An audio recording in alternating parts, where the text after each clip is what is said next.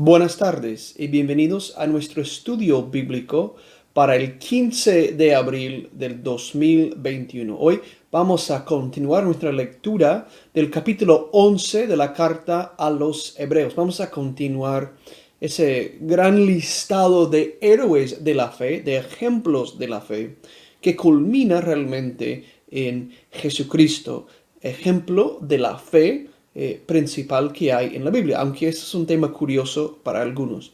Pero vamos a escuchar la lectura de la palabra de Dios, vamos a comentar sobre algunos de los ejemplos que están incluidos en esa sección de la carta a los Hebreos. Pero antes de comenzar eso, quisiera que oráramos. Quiero ofrecer una oración por todos nosotros y para que en ese tiempo de Pascua nos dediquemos a meditar sobre el gran precio de nuestra salvación, pero también los grandes beneficios que eso nos ha traído. Oremos. Señor Dios, cuya misericordia es eterna, tú que reanimas la fe de tu pueblo con la celebración anual de las fiestas pascuales, aumenta en nosotros los dones de tu gracia, para que comprendamos mejor la excelencia del bautismo que nos ha purificado, la grandeza del Espíritu que nos ha reengendrado y el precio de la sangre que nos ha redimido. Por Jesucristo nuestro Señor, tu Hijo, que vive y reina contigo y el Espíritu Santo, un solo Dios, por los siglos de los siglos. Amén. Ahora sí, vamos a comenzar nuestra lectura de la carta de los Hebreos en el capítulo 11, versículo 20. La semana pasada dividimos ese capítulo porque es un capítulo bastante largo. Leímos la primera parte, hoy la segunda parte. Leamos. Isaac confió en Dios y por eso les prometió a sus hijos Jacob y Esaú que Dios los iba a bendecir. Jacob confió en Dios y por eso cuando ya estaba por morir, les prometió a los hijos de José que Dios los iba a bendecir. Luego se apoyó en la punta de su bastón y adoró a Dios. José confió en Dios y por eso poco antes de morir anunció que los israelitas saldrían libres de Egipto y dejó instrucciones para que supieran qué hacer con sus huesos. Vamos a ver ahí a las por lo menos tres generaciones que se mencionan.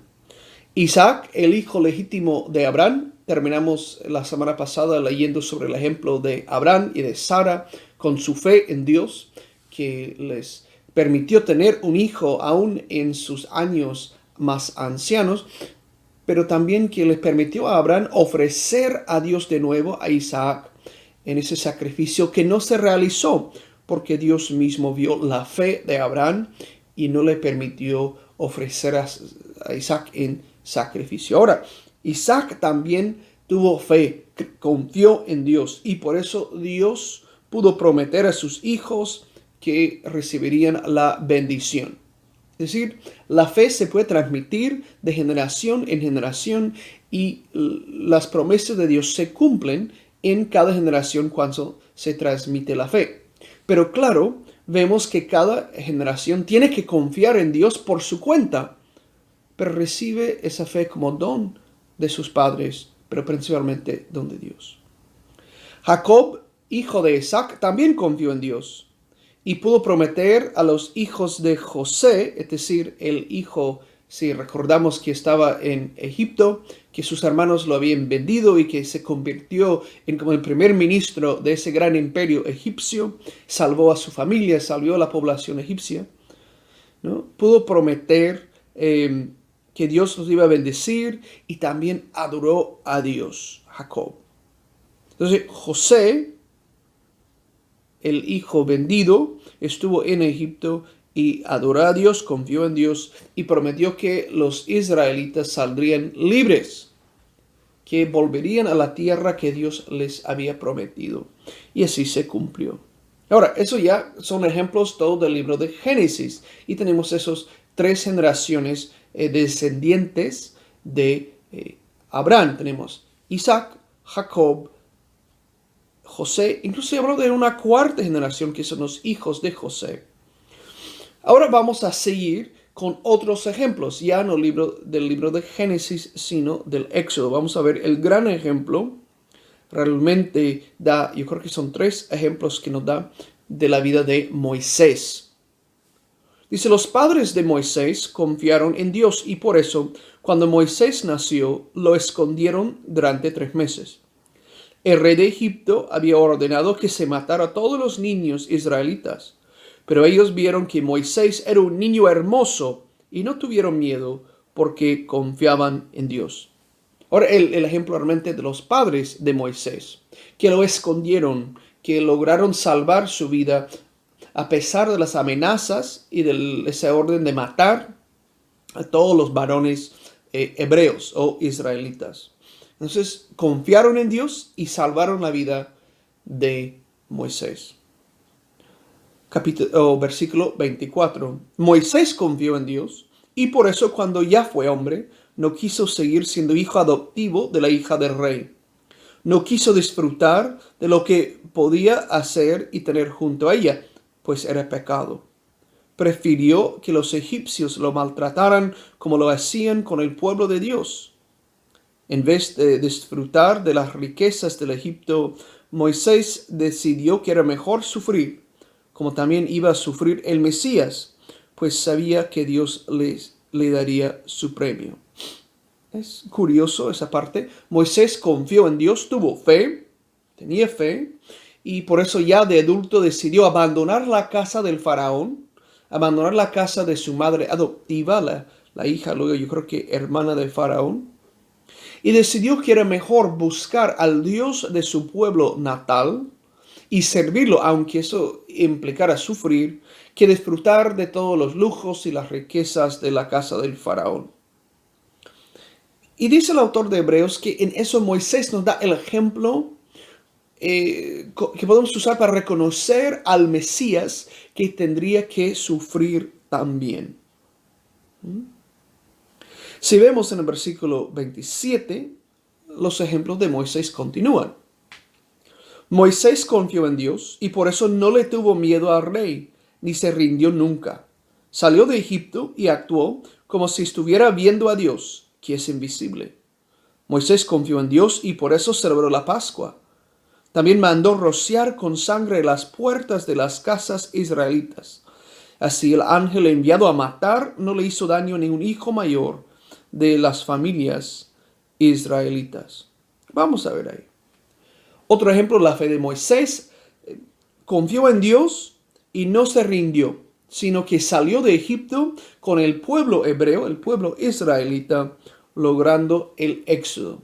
Con esa misma fe, como si tuviera la certeza de ver a Dios cara a cara, celebró la Pascua y roció la sangre a las puertas de las casas. Recordemos que Dios había mandado que el ángel vengador llegaría por todos los primogénitos en Egipto, del ser humano, de los animales y todo, pero que si los que confiaban en el Señor pintasen sus puertas con la sangre, estarían libres de la actividad del ángel. Entonces no se mató ninguno de los hijos israelitas en ese momento. Es curioso, celebró la Pascua con la fe y eso da el sacrificio del cordero, una cena recordando la salvación de Dios, aunque en ese momento era una salvación que no se había recibido todavía. Pero por fe celebraron ese acontecimiento que luego se hizo historia en los momentos siguientes.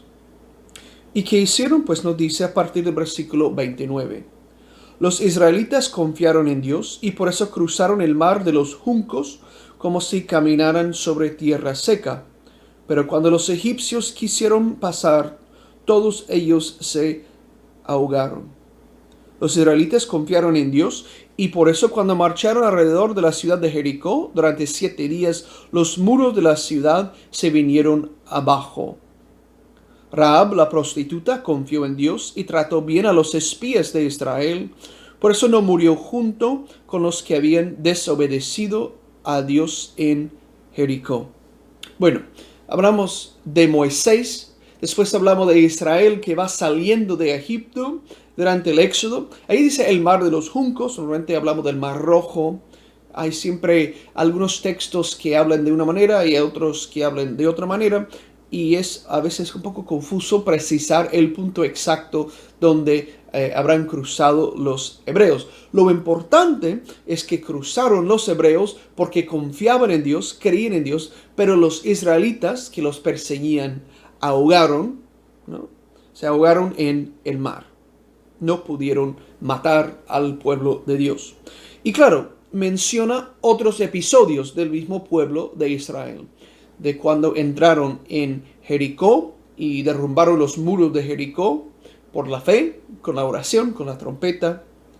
Y nos da el ejemplo de un caso muy curioso, pero que no es primera vez que se menciona en la Biblia, no es la única vez tampoco.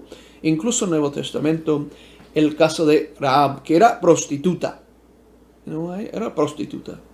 Pero ella ayudó al pueblo de Dios porque confió en su Dios, confió en el Dios de Israel y lograron salvarla de la destrucción de Jericó cuando habían estado en contra del pueblo de Israel. También creo que Santiago en su carta eleva el caso de Rahab. Entonces, sí, para el pueblo cristiano primitivo, en la época apostólica, el caso de Rahab era importante porque recordemos que el mensaje cristiano no solo era para la gente de renombre o la gente de muy buena fama, era para toda clase de gente. Y Jesús tenía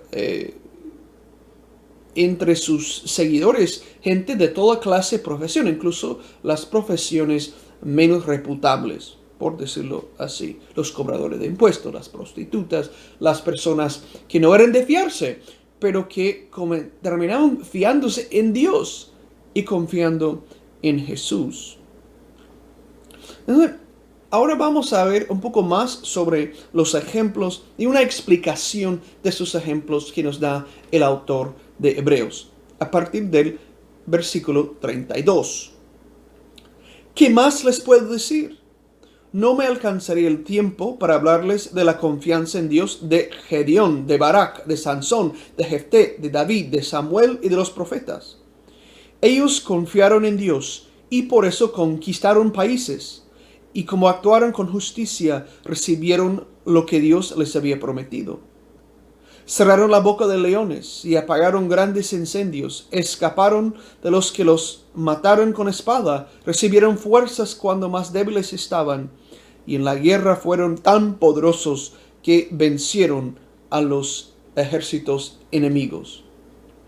Lo que hace retóricamente el autor de Hebreos es cruzar todo lo que nosotros conocemos como el Antiguo Testamento.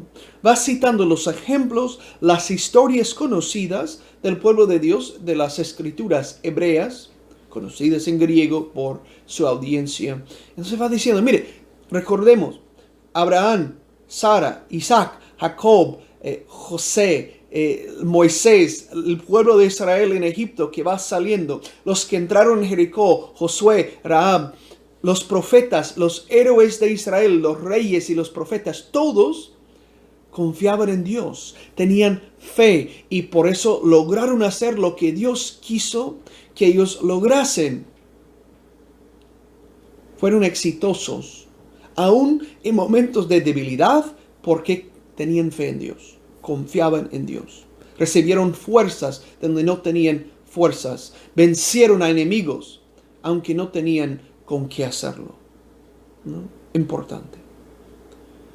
Pero los ejemplos continúan a partir del versículo 25 o 35, mejor dicho. Dice, algunas mujeres confiaron en Dios y por eso Dios hizo que sus familiares muertos volvieran a vivir.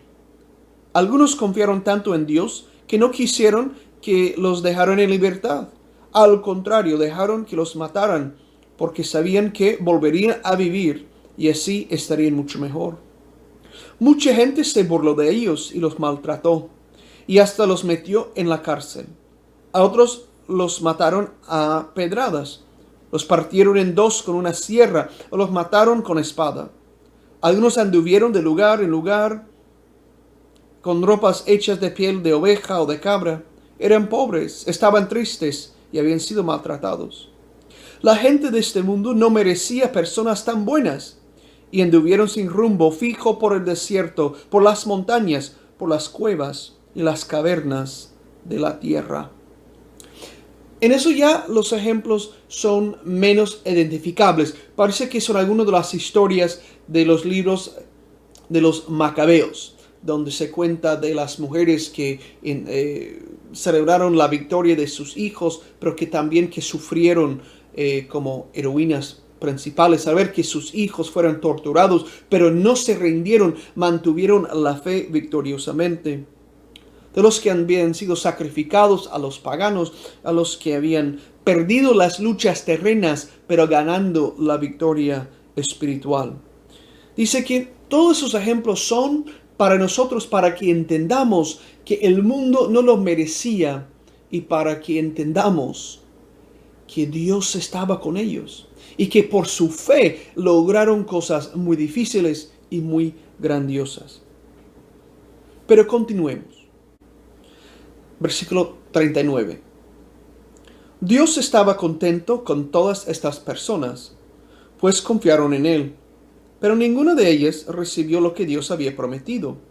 Y es que Dios tenía un plan mucho mejor, para que nosotros también recibiéramos lo prometido. Dios solo hará perfectas a estas personas cuando nos haya hecho perfectos a nosotros. ¿Qué nos quiere decir? Primero, todos esos ejemplos nos sirven para entender que Dios se contenta con las personas que tienen fe. Si confiamos en Dios, Dios se contentará, estará contento con nosotros, en primer lugar. Porque a Dios no se le puede agradar sin la fe, por más que se haga. Uno, por más cosas, más obras, más esfuerzos. La única manera de agradar a Dios es por la fe, es por confiar en Él. Dice que Dios ha tenido un plan. Ese plan es que todos los que confiamos en Él recibimos nuestro perfeccionamiento o que nos hagamos perfectos en un mismo tiempo. Claro, recibieron premios los que confiaban en Dios en la historia de Israel. Recibieron lo que Dios les había prometido, pero no perfectamente, no totalmente. Siempre hubo algo, esa promesa del descanso final, del estado de la perfección, de la plenitud de la bendición. Ellos recibieron las bendiciones, recibieron las promesas, recibieron respuestas a sus oraciones, pero nunca la totalidad de la bendición, nunca la totalidad de la beatitud, nunca la totalidad de la vida perfecta en Dios. ¿Por qué? Porque Dios tiene un plan para todo su pueblo, que recibamos la perfección en un mismo momento. Está apuntando hacia la resurrección. En esta vida podemos hacernos mejores, podemos disciplinarnos, podemos forjar un carácter de acuerdo a lo que Dios quiere, con su ayuda, con su gracia. Pero la perfección es inalcanzable para el ser humano durante esta vida. Necesitamos toda la gracia y el perdón de Dios. Necesitamos la misericordia de Dios. Necesitamos todo eso que Cristo nos ha ofrecido con su crucifixión y resurrección. Y en eso los que estamos ahora escuchando el mensaje del Evangelio, recibimos la misma promesa que Dios dio a Abraham, a Isaac, a Jacob, a los profetas, a los héroes. De que nosotros seríamos su pueblo y Él sería nuestro Dios para la eternidad, en la perfección, donde no hay llanto, ni dolor, ni enfermedad, ni pecado, ni muerte. Es decir, la vida eterna. Y lo vamos a recibir. Todos los que confiamos en el Señor recibiremos esa vida eterna.